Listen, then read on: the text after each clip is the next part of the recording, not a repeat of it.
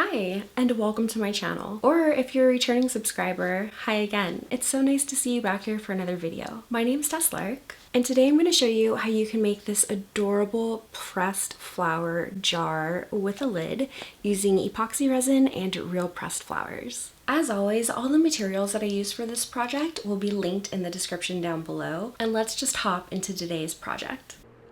I'm going to start this project by measuring out and mixing 8 ounces of resin. And I'm using a 2-part epoxy resin from Let's Resin, so I'm mixing equal parts of my resin and my hardener. And after I've got those portions measured out, I'm going to take a popsicle stick and thoroughly mix that resin, making sure I'm scraping both the sides and the bottom of my container as I go. When you're mixing resin, you really want to take your time and make sure that it's thoroughly incorporated, otherwise you can have some problems when it comes to curing. And I also have a silicone mat down on my desk just to protect it from the resin, as resin doesn't stick to silicone, but if I did get it on my desk, it would be extremely hard to clean. Next up, I'm going to begin to layer all of my pressed flowers and botanical pieces into my mold. So I just have my mold face down on my desk and I'm loading it up with flowers. I do have some videos on here showing you how you can press your own flowers at home, so I'll make sure to link one of those in the description as well so you can check that out when you're done with this video, but I'll also link some pre-pressed flowers if you want to save a little bit of time. And just a quick editor's note from Editing Tess here. I wouldn't have pushed my flowers quite so far down. You can see where the jar kind of goes into like a little tapered lip where the lid goes onto it, and once the lid is on the finished product you can't see those pieces as much, so I would recommend keeping your flowers and your botanicals a little bit further up the piece. Once I'm happy with how my flowers are looking, it's time to start pouring in my resin. And when I pour my resin in, I like to do it from a high, small stream, and that helps to make sure that some of those air bubbles can pop on the way down, and also working slowly means that you don't have any risk of overfilling your molds. The resin is quite viscous, so it does take a while for it to kind of level out and end up where it's going to be. So especially as you get towards the end of your mold, you want to work slowly so you don't overfill it. I decided to add a floral detail to the bottom of my jar, so I got it pretty even right above that little lip that you can see in the center there, and then to that I'm going to add a few flowers and some greens. I'm using my fingers to carefully break off some of those taller stems, but I can also clean those up after the piece has, I was going to say healed, but after the piece is cured. But with these flowers that I'm putting on the bottom, I'm making sure that they're facing away from me because I want them to be facing up at the bottom of the jar. So setting them down first with my flower and then a little detail piece, and then adding the greenery last because I want that to be in the background. And then to that I'm going to begin to add some more of my resin, trying to make sure that I don't get any bubbles. And I did end up needing to mix up a little bit more resin for this piece, so I just mixed it off screen to save some time in the video. But I've finished pouring my resin into my piece, and now I'm going to use my heat gun to pop any bubbles that are forming before moving on to our next step, which will be making the lid. And I was pretty excited for this step because I'm going to be trying a new product. I have never tried a pre-pigmented resin, but Let's Resin recently came out with a black resin, and I do use a lot of black in my work, so I was super excited to try this product.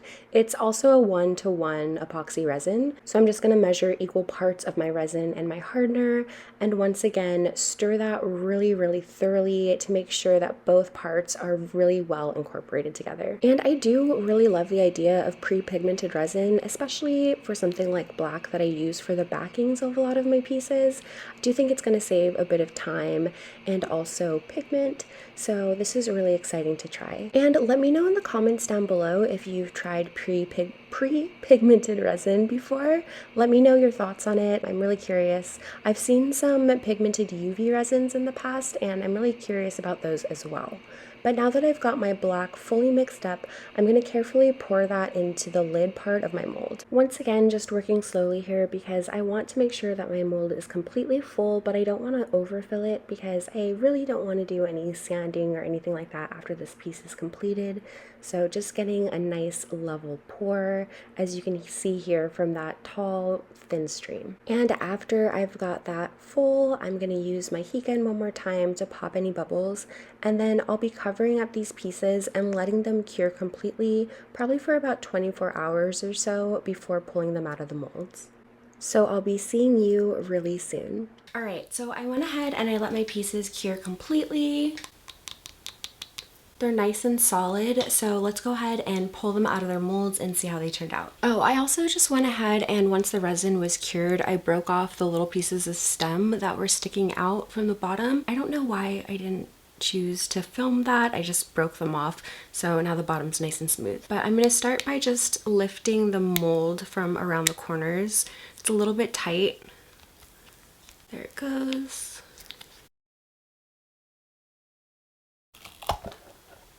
And this turned out absolutely darling. I'm so happy with how this looks. Let's go ahead and pop the lid out and see if they fit really nicely and see how that black resin turned out. And so again, just going around those corners and edges there.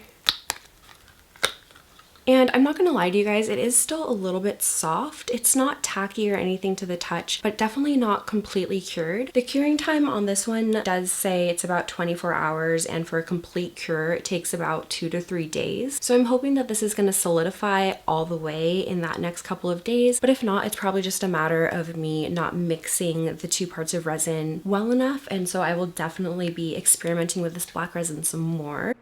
Hey, editing Tess here again, or Tess from the future, whichever you prefer. I'm just here to say that this piece did cure completely over the next couple of days, and I've also been using this black some more and taking more time to mix it thoroughly and having even better results.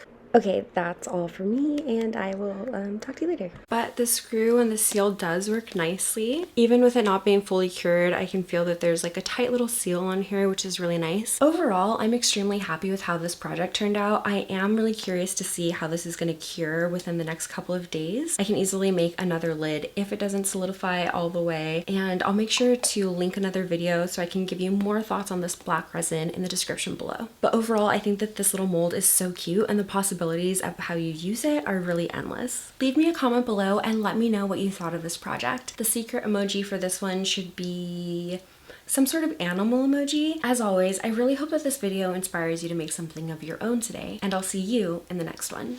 Bye!